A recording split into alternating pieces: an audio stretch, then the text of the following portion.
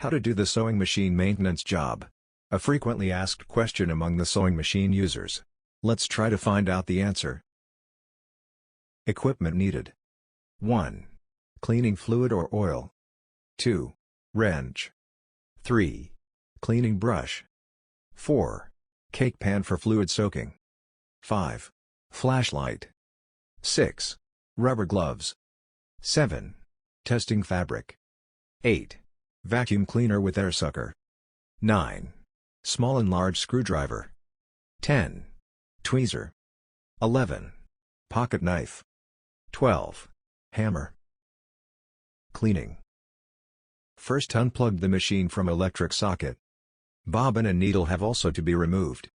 Take picture of the parts which you are removing.